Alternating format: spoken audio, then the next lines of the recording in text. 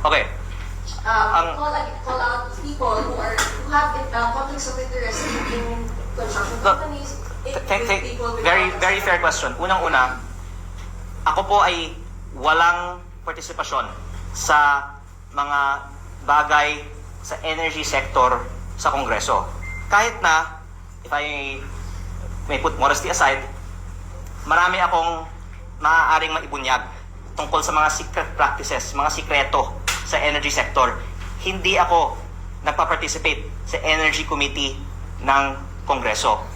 At hindi din po ako involved sa operations ng kumpanya na may dealings sa DOE.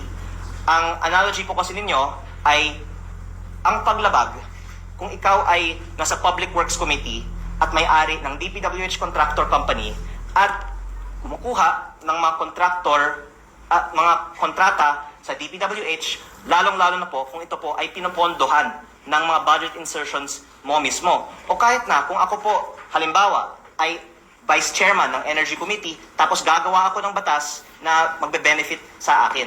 Yun po ang paglabag. Pero ako po ay mas maingat pa. Hindi po ako nagtatalakay kahit na hindi kinalaman ng aking kumpanya sa anumang bagay sa Committee on Energy sa Kongreso, at hindi ko din po itinatago ang aking ownership dito. Yung iba nga, may ownership, itinatago naman. So, I hope that it answers po your question. Okay, sorry, panghuli naman, para ako naman po ang maglabas. Uulitin ko po ang aking mga ipinahayag na noon sa media. Ang aking advokasya ay para sa transparency. Kahit na maraming mga natatamaan sa aking mga sinasabi, sana makikita ng mga tao, consistent ako, kahit sa sarili ko, patungkol sa transparency. At ang isang nais ko ding mabuksan ay kung paano ginagastos ang MOOE budget ng Kongreso. Ito po ay 18.58 billion pesos.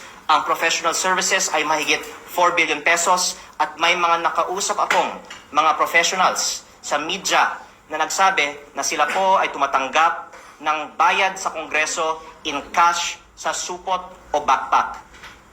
Kung ako po ay tatanungin tungkol dito, may mga specific na maituturo ko na bigayan ng cash sa mga professionals gamit ng MOOE.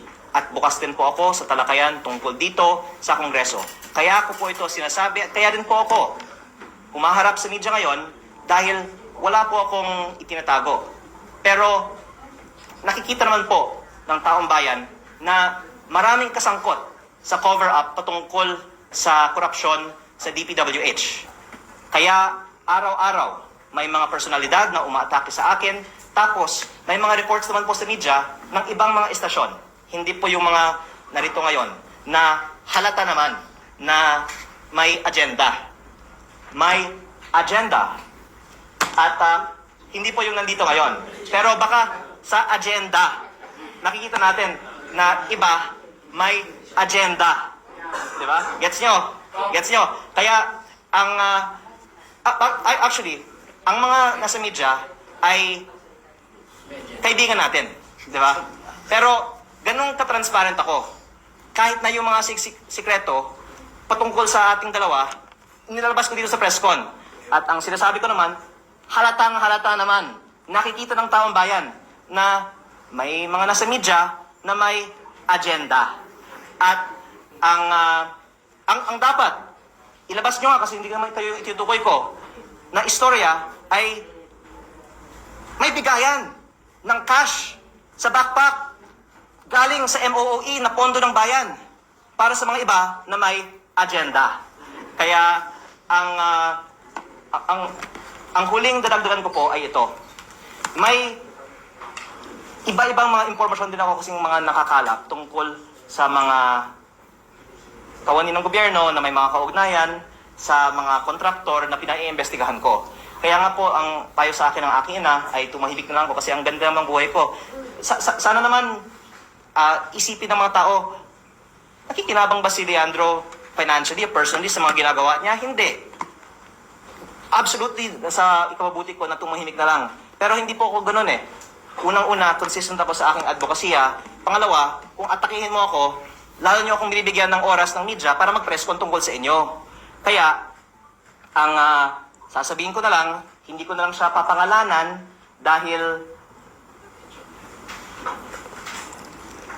may respeto pa naman po ako sa kanya, pero may ipinost na ako sa Facebook noong Desyembre tungkol sa isang sekretaryo ng gobyerno na sa kanyang dating pwesto sa gobyerno ay nagkaroon ng graft case at na-flag ng COA dahil sa hindi tamang paggamit ng pondo ng bayan sa isang 11 plus billion peso contract na na-award sa isang dayuhang kumpanya, pero ang subcontractor ng kumpanyang ito ay walang iba kung hindi ang Laurel Development Corporation na pinag-aari ng pamilya ni Congressman Garjola, na ngayon iniimbestigahan niya.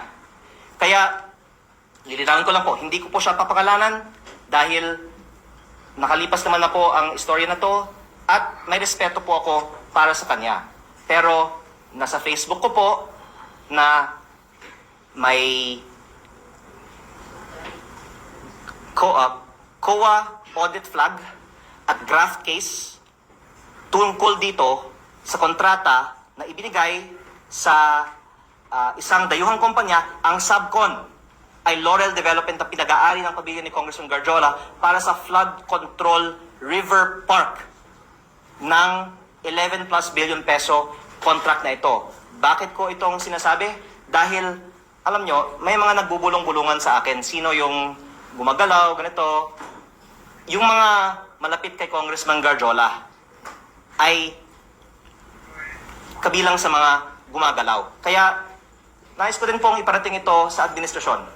Hindi ko po kaaway ang administrasyon. Pero dahil inaatake ako ng iilang mga kawani ng gobyerno, napipilitan akong sumagot at maglabas din ng mga impormasyon tulad nito. Pero dahil in the last few days naman, hindi naman po ako masyadong inatake ng individual na to, hindi ko siya pinapangalanan ngayon.